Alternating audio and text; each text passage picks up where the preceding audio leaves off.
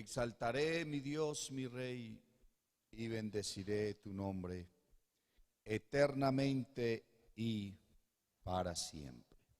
Gloria al Señor. Un saludo cristiano en el nombre de Jesús para todas las personas que están frente a su pantalla.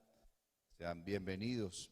Qué bueno poder tener la disposición de comer la palabra en esta hora. Gloria al Señor. Por favor, abran su Biblia. Mateo capítulo 16. Evangelio según San Mateo, capítulo 16. Aleluya. Vamos a leer el verso número 18. San Mateo capítulo 16, verso 18 dice: y yo también te digo que tú eres Pedro, y sobre esta roca edificaré mi iglesia, y las puertas del Hades no prevalecerán contra ella. Aleluya. Edificaré mi iglesia. Oremos. Señor Jesús, santo eres, Padre celestial. Te adoramos, te bendecimos, Señor. Tú eres bueno y tu misericordia es para siempre. Háblanos en esta hora. Extiende tu mano poderosa, Señor Jesús, hacia cada vida, hacia cada corazón, Señor Jesucristo. Usa mis labios, usa mi mente. En el nombre de Jesús. Amén y amén. Gloria al Señor. Siéntense, hermanos.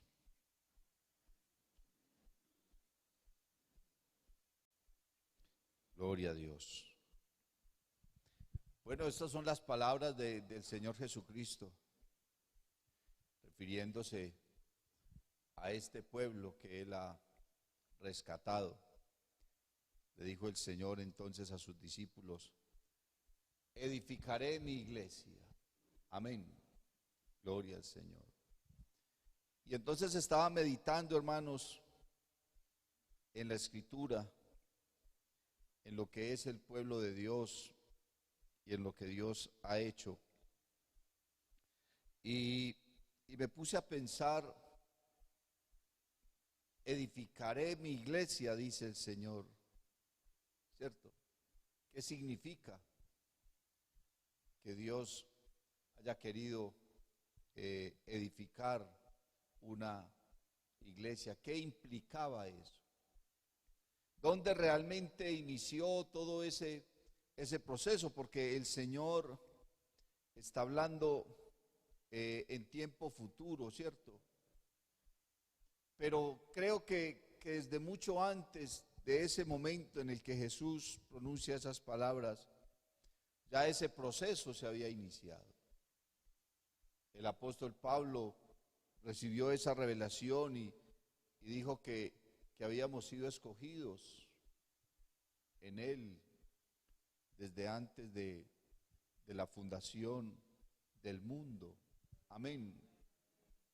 Y creo que todo empieza, hermano, desde el mismo momento en que Dios comienza a tener misericordia de una criatura que le había dado la espalda, que lo había traicionado, que lo había ignorado, que había blasfemado de su nombre, que se había olvidado de él.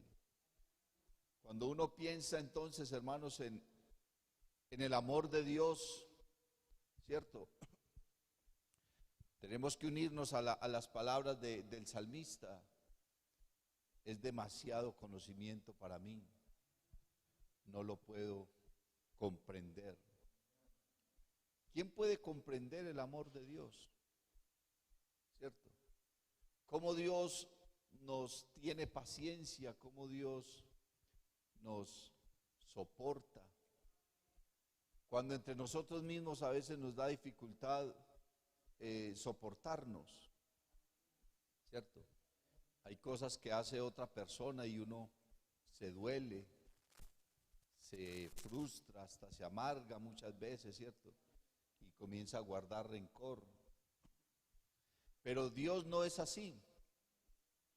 Dios a nosotros nos soporta, nos tolera, nos tiene paciencia, nos espera, nos busca, nos llama.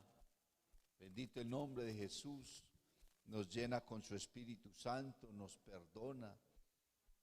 Y creo entonces que ese proceso de edificar la iglesia se inició, hermano, mucho tiempo atrás, más tiempo del que nosotros seguramente pudiésemos comprender o entender, porque estamos hablando de la eternidad.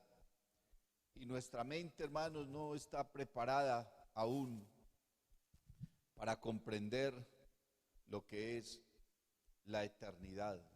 Nosotros dependemos del tiempo, mantenemos un reloj en nuestra mano, en nuestro bolsillo, ¿cierto? Y todo lo disponemos según el tiempo. De tal hora a tal hora hago esto, de tal hora a tal hora hago lo otro, hoy hago esto, mañana lo otro, y va pasando el tiempo y uno como que se programa siempre en el tiempo. ¿Y cómo será entonces la eternidad? Bendito el nombre del Señor Jesús. Donde no hay disposición de tiempo, donde no existe el reloj, donde el tiempo no pasa.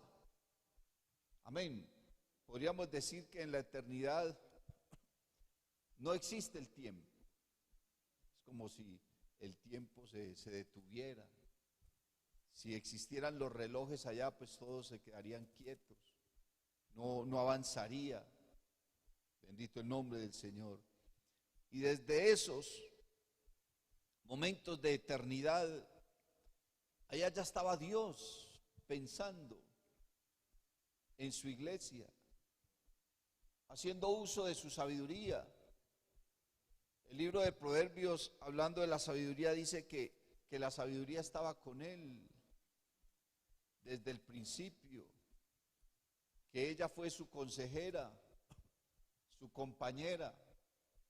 Y la Biblia, aleluya, nos habla entonces de la cantidad de formas y de variedades que tiene la sabiduría de Dios. Señor dice, porque mis pensamientos son más altos que vuestros pensamientos, y mis caminos más que vuestros caminos. Bendito el nombre de Jesús. Una alabanza para Él. Desde esos tiempos en que Dios comenzó a tener misericordia del ser humano y comenzó a tener misericordia de él sin ni siquiera haberlo hecho todavía.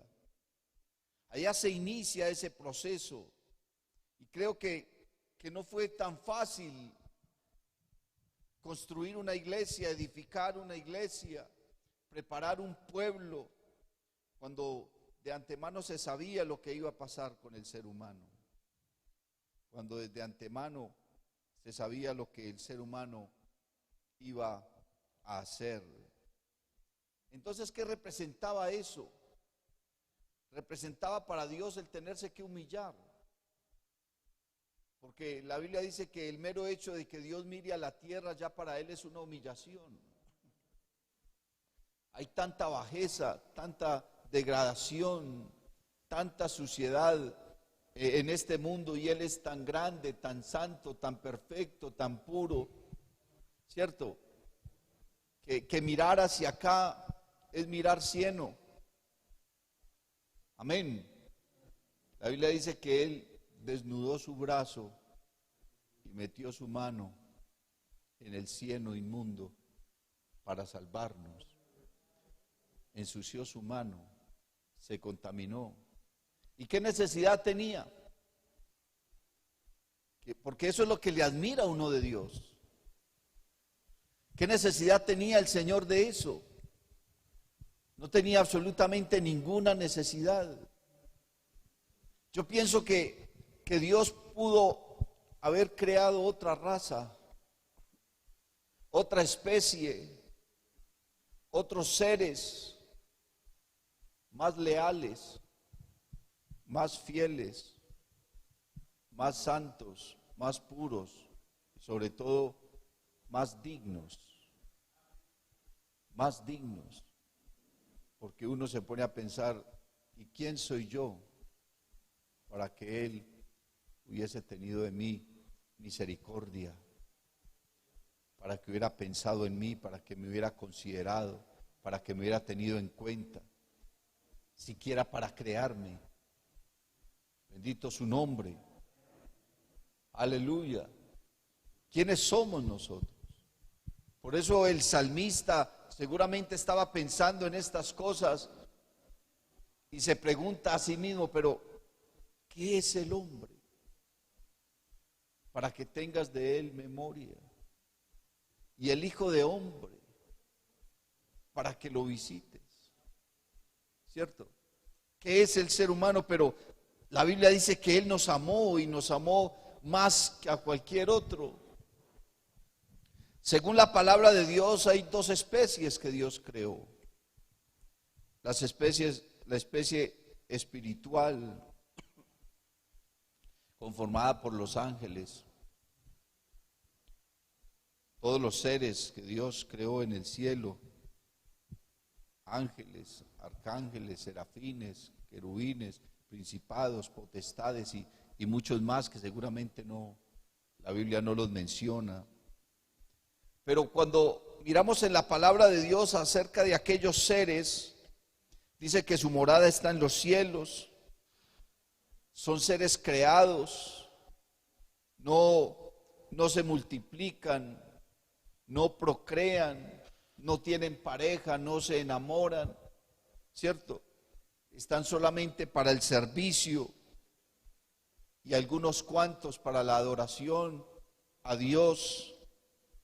Pero a ninguno de ellos Dios nunca los llamó hijos. Cualquier doctrina, hermano, que hable acerca de que los ángeles son hijos de Dios es totalmente errada. La carta a los hebreos dice que Dios a ninguno de los ángeles jamás llamó hijo, a ninguno. En alguna ocasión escuchaba a un predicador diciendo, y refiriéndose al libro de Job, cuando dice la Biblia que los hijos de Dios estaban haciendo culto a Dios, entre los cuales vino también Satanás. Entonces un predicador decía, esos eran los ángeles. No puede ser. Es una contradicción a la palabra de Dios. El que estaba haciendo culto según el contexto era Job, con sus hijos. Amén. Con su familia. Todos los días Job levantaba un altar, hacía sacrificio, hacía culto a su manera. No era un culto como el que nosotros hacemos, que nos reunimos aquí y tocamos un pandero, cantamos y luego escuchamos la meditación. Ellos tenían seguramente la forma de su culto también, pues es posible que cantaran, claro que sí. A Dios siempre le ha gustado la alabanza. Amén. Dios tiene ángeles que cantan todo el tiempo y Dios se regocija en medio de las alabanzas de su pueblo. Aleluya, seguramente cantaban, pero ofrecían también el sacrificio y tal vez había una exhortación de la palabra. Ellos meditaban en la palabra y comenzaban a hablar de las cosas de Dios. Qué tan parecido, qué tan diferente sería el culto, pero es simplemente un asunto de forma. Pero Job hacía culto a Dios con su familia y el diablo fue, y el diablo viene a culto. Así usted no diga amén. Pero el diablo va a culto, ¿cierto? A mirar a ver a quién hace dormir, a quién desconcentra, a quién pone a renegar de la palabra, en fin. Pero él viene a tratar de alterar nuestra alma, nuestro corazón, para escuchar el culto. Bendito el nombre de Jesús. Y Dios crea al hombre, pero entre los hombres hay dos grupos. Están los hombres que le creen a Dios y los que nunca le creyeron o nunca lo conocieron, ¿cierto? Los hijos de Dios. y los gentiles. Los gentiles, los que no buscaron nunca a Dios, no creyeron en Dios. Y los gentiles entonces también se dividían en otros dos grupos, los griegos y los paganos. Y de ahí resultaron muchas otras doctrinas, muchas otras religiones, porque el ser humano siempre ha creído en algún tipo de divinidad, ha creído en algún tipo de deidad. Siempre el ser humano. Y esto ha traído al ser humano caos, confusión, guerras. Las guerras más grandes que han habido en el mundo ni siquiera han sido por territorio o por dinero, sino guerras religiosas, ¿cierto? A causa de la religión. Y entonces entre los que creyeron en Dios, Dios estableció un pueblo, el pueblo judío. Y allí entonces surgió la religión de los judíos, y Dios quería hacer algo especial con los judíos, pero los judíos no quisieron, no se dispusieron, no obedecieron tampoco. Y la Biblia dice que Dios miró hacia los gentiles. Y dice la Biblia, a lo suyo vino y los suyos no le recibieron, mas a todos los que le recibieron, a los que creen en su nombre, les ha dado la potestad, la facultad, el privilegio, el regalo, el don maravilloso de ser hechos hijos de Dios. Y estableció entonces un tercer pueblo en esta tierra, al cual llamó iglesia. Aleluya. Hecha tanto por gentiles como por judíos. Dice la Biblia que de ambos pueblos hizo uno solo. Pero ¿qué habría de costarle esto a él?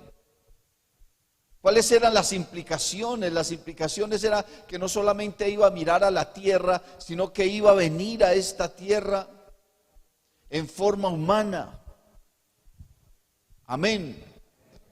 Porque para convencer a los gentiles y para convencer a los judíos, para convencer al ser humano que tenía un corazón tan duro, un corazón de piedra, dice la Biblia, en el libro del profeta Jeremías dice, quitaré tu corazón de piedra y te daré un corazón de carne, un corazón sensible. Quiere decir que el corazón de los seres humanos es un corazón de piedra. Y Dios tomó la decisión de hacerse hombre y venir a esta tierra, hermano, para hablarnos, para mostrarnos su poder. Y por eso es que Juan, cuando escribe el Evangelio, dice, y vimos su gloria. Todo lo que Jesús hizo fue glorioso.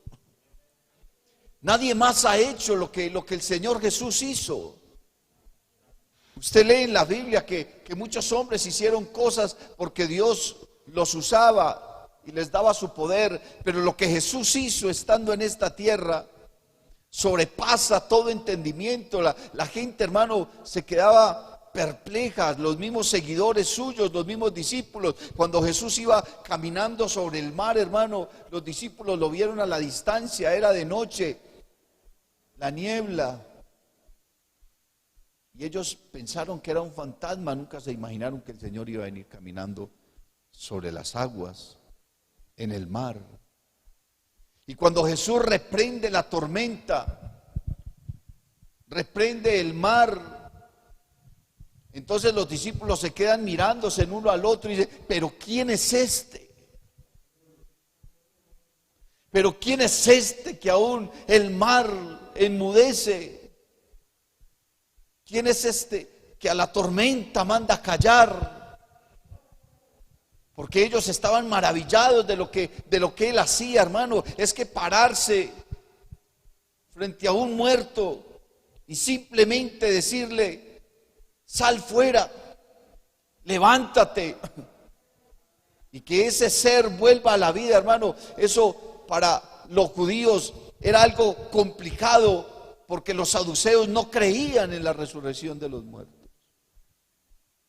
Los fariseos de pronto sí, porque habían diferentes corrientes religiosas en Israel y en el mundo también. Cuando Pablo estaba predicando en Atenas, comenzó a hablar acerca de la resurrección de los muertos y hasta ahí le pusieron atención. Él venía predicando, él venía hablando y mucha gente lo estaba escuchando. Pero cuando él habló de la resurrección de los muertos, comenzaron a burlarse de él. Que eso no era posible. Que cómo se le ocurría que los muertos iban a revivir. De pronto, algunos que han pensado siempre y han creído en la reencarnación, piensan que el ser no muere, sino que simplemente es mudado a otra criatura, a otro ser. Pero cuando se habló de la resurrección de los muertos, hasta ahí le escucharon. Sin embargo, muchos vieron cómo Jesús resucitaba a los muertos.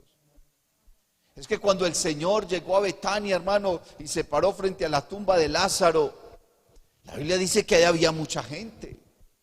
Muchas personas habían venido ahí a hacer lamento y lloro por la familia de Lázaro, a acompañar a Marta y a María. Y el Señor se para frente a esa tumba y llama a ese hombre, hermano, que sale de entre los muertos, 4 días de muerto. Lo que esa gente vio, hermano. Dice la Biblia que Jesús iba caminando y una multitud iba con él y se encontraron con otra multitud que venían. Un grupo de personas grande, numeroso, venían acompañando a una viuda. No solamente su esposo había muerto, sino su hijo también. Y entonces se encontraron esas dos multitudes ahí. Yo me imagino, hermano, que eso eran cientos de personas, seguramente miles de personas. Porque Jesús tuvo momentos en que la gente lo seguía por miles. Cuando Él multiplicó los panes y los peces, eso eran miles las personas que habían allí. La Biblia dice que 5,000 hombres, sin contar las mujeres y los niños. Entonces casi que se podía llenar un estadio con la gente que seguía a Jesús en esos momentos. Y Jesús resucitó el hijo de esa viuda frente a los ojos de todas esas personas. Eso solamente lo hace Jesús. Por eso Juan dijo, y vimos su gloria. Gloria como del unigénito del Padre. Y aún así el ser humano con su corazón endurecido. Podemos hablar de que el Señor sanó muchas personas, limpió muchos leprosos, levantó paralíticos, le dio la vista a muchos ciegos. Y eso de pronto la gente lo pasaría fácil, pero decir que resucitaba a los muertos y que Él mismo tuvo el poder suficiente para resucitarse a sí mismo. Aleluya. Y vimos su gloria. Dios tenía preparado esto desde antes de la fundación del mundo. Dios ya venía, hermano, en la construcción de su iglesia, en la edificación de su iglesia. Porque este hombre, este ser humano, él no estaba dispuesto a perderlo. Y a veces pensamos, hermano, que Dios se ha olvidado de nosotros, que Dios no escucha nuestra oración, que Dios nos dejó a un lado. Yo no creo eso, hermano, porque nosotros al Señor le hemos costado mucho para decir que Él nos va a olvidar así tan fácilmente, que nos va a dejar a un lado tan fácilmente, no. Dios hará lo que tenga que hacer, hermano, por salvarte a ti. Ya fue al Calvario, ¿qué más puede hacer? Puede hacer muchas cosas más. Se hizo hombre, se humilló hasta lo sumo, se hizo obediente hasta la muerte, y no cualquier muerte, y no cualquier muerte. Había muchas formas de morir, siempre ha habido muchas maneras de morir, ¿cierto? Pero una muerte tan vergonzosa, una muerte tan dura, Toda su familia habría de quedar marcada. La familia de un crucificado, hermano, era totalmente aislada, marcada, avergonzada, despreciada, desechada. Por eso la Biblia dice, desechado entre los hombres, varón de dolores, experimentado en quebranto. Dice, y como que escondimos de él el rostro, fue menospreciado y no le estimamos. Eso fue lo que Jesús recibió. Eso fue lo que el Señor hizo para edificar esta iglesia. Ahora, ¿cómo vamos a pensar que Él nos va a olvidar? Dice, ¿cómo me puedo yo olvidar de ti si en mis manos te llevo grabado?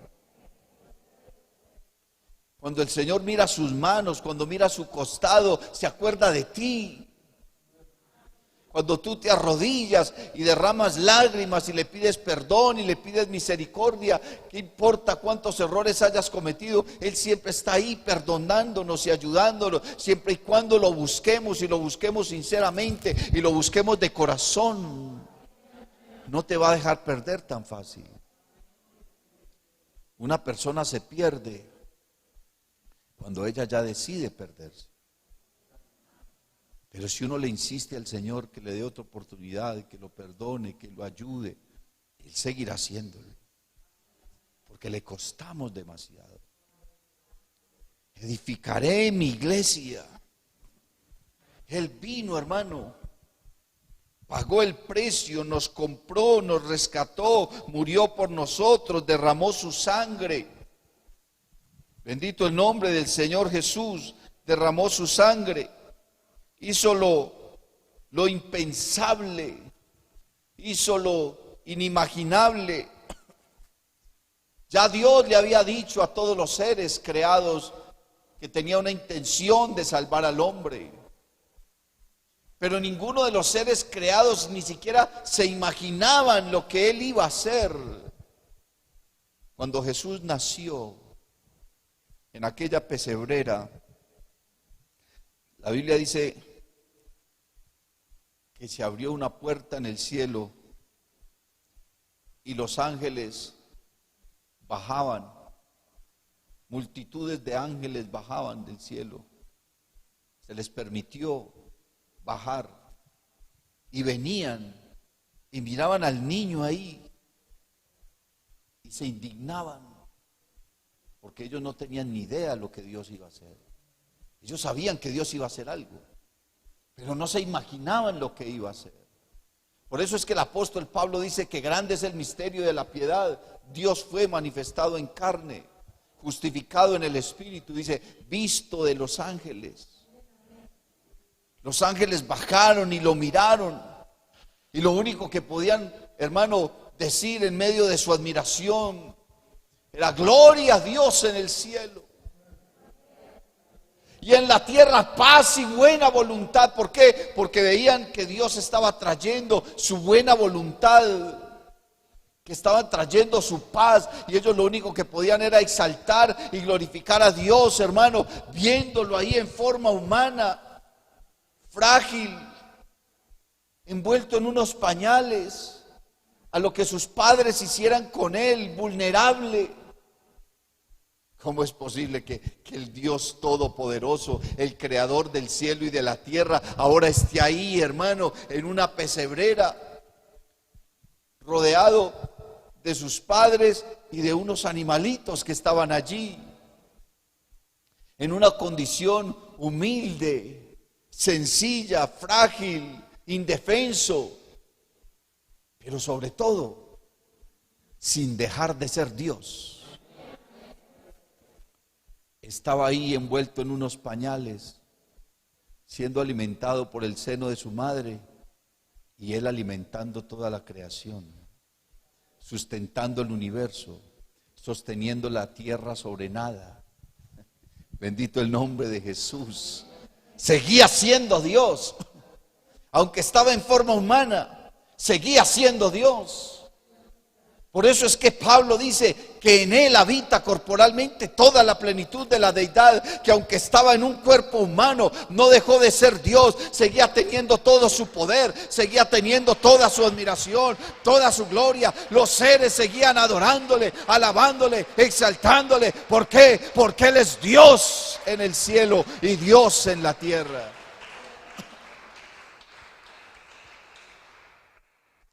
No dejó de ser Dios. Siguió siendo Dios. Se hizo verdadero hombre, pero siguió siendo Dios. ¿Por qué hizo todo eso? Lo hizo por ti. Lo hizo por mí.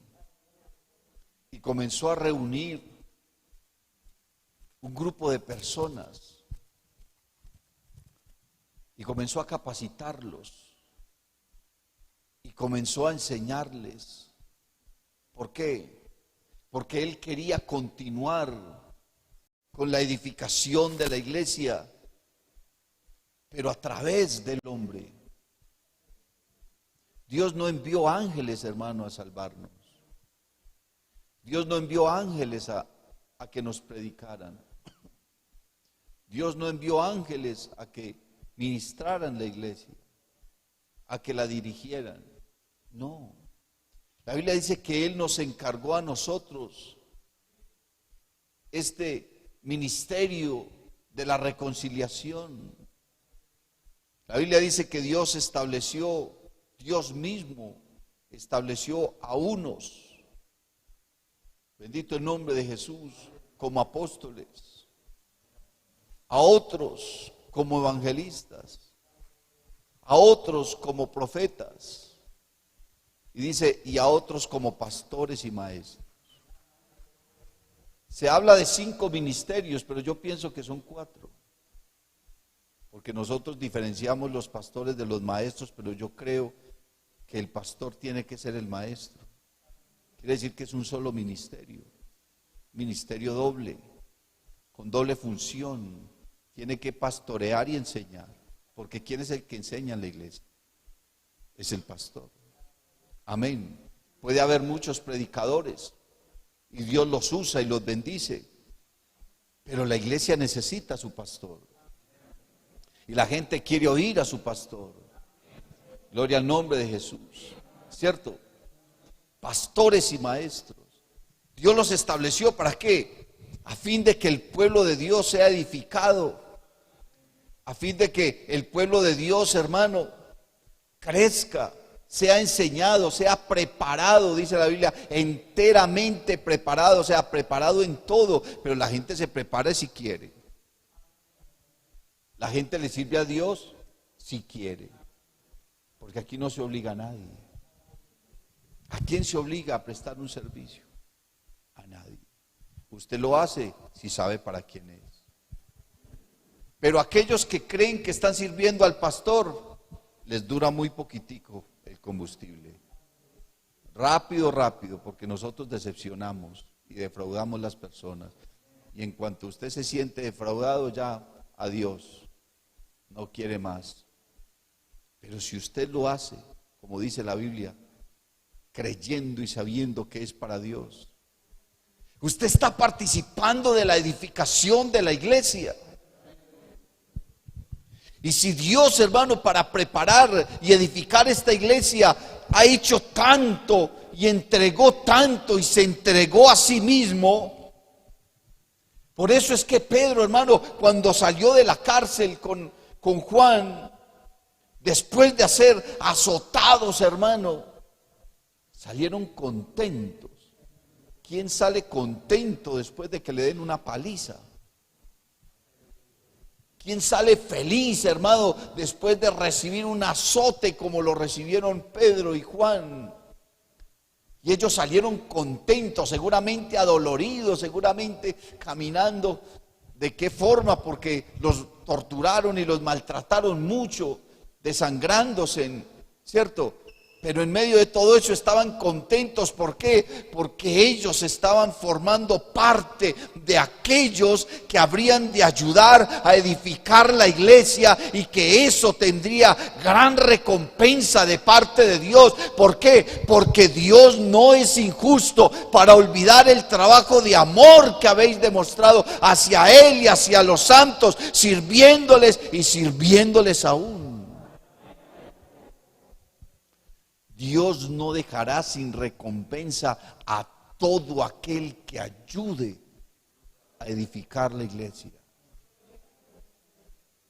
Por eso uno a veces se entristece, hermano, cuando la gente ya no quiere servir, o con las personas que nunca han hecho nada por beneficiar el pueblo de Dios, por beneficiar la iglesia.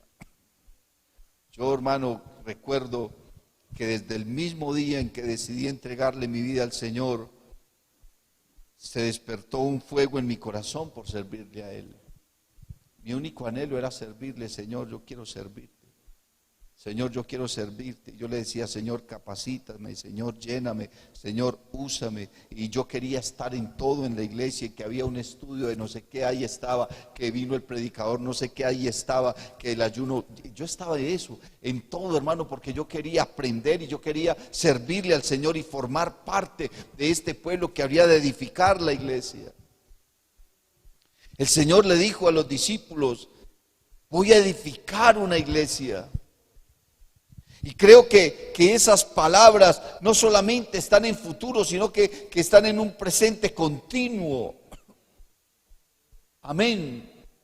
Todos los días el Señor nos enseña, todos los días el Señor nos habla, todos los días el Señor nos usa, y todos los días sigue haciendo cosas extraordinarias que hasta ni siquiera nos imaginamos lo que Dios hace por ti, cómo Dios te guarda, cómo Dios te bendice, cómo Dios envía lo que necesitas.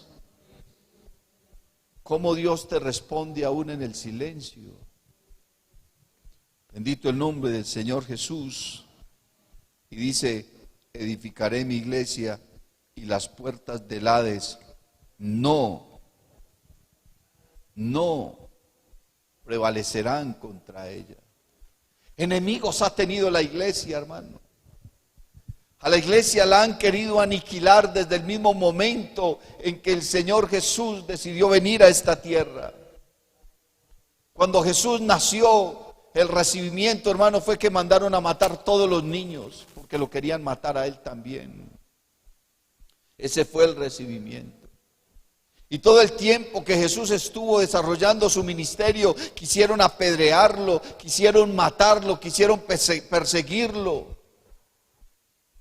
Y por fin, cuando Él decidió ir a la cruz, muchos pensaron que lo habían derrotado, que lo habían acabado, pero no se dieron cuenta que Él murió en la cruz, hermano, porque así lo había dispuesto.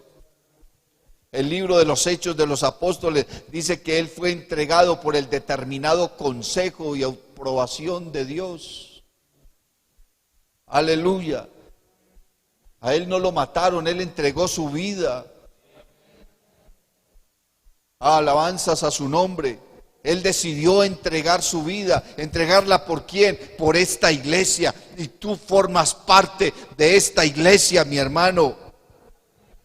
Y el Señor te está llamando a ti, mi amigo, para que formes parte de esta iglesia. Y a esta iglesia no la va a acabar nadie. La han intentado acabar, la han perseguido, la han menguado, la han diezmado. Hermano, han maltratado el cristianismo, lo han vituperado, lo han calumniado, lo han blasfemado, lo han tratado de imitar, lo han desdibujado. Malos testimonios, falsos cristianismos, de todo se ha levantado, pero en medio de todo esto, el Señor todavía tiene un pueblo aquí, un pueblo que le sirve, un pueblo que le ama, un pueblo que le conoce, un pueblo que le espera, un pueblo que le adora, un pueblo que le alaba, un pueblo que le agradece, un pueblo que le es fiel, un pueblo que aporta para su obra, un pueblo que está dispuesto para Él.